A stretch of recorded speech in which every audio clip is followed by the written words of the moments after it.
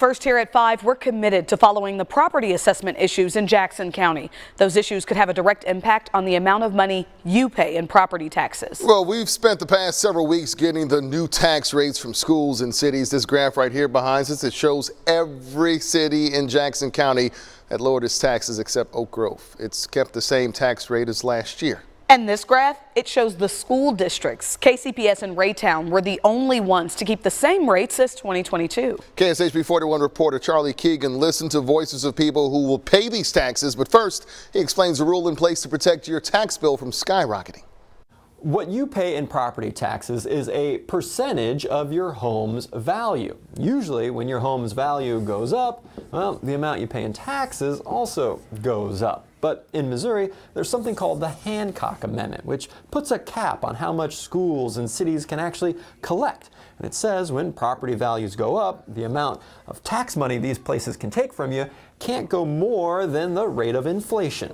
Of course, there are some exceptions to all this. We got 3 big ones. The first exception to the Hancock Amendment applies only to Kansas City Public Schools.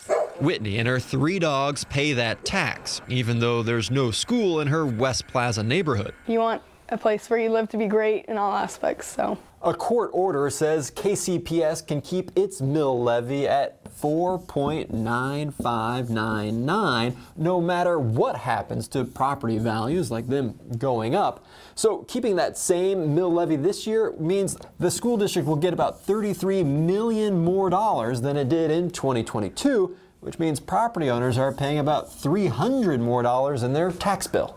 I mean, I think Kansas City schools really need more support, so, you know, if they use our tax dollars for that, then I'm happy at going there. KCPS will put that money toward $400 million in maintenance at its existing schools. It's 2023. I think that every school should have central air. To fix things like the air conditioning, which disrupted classes during an August heat wave. April Harrington pays property taxes twice. Does anybody look forward to that? First for the Irish pub house she owns, and second for her home, both in Raytown.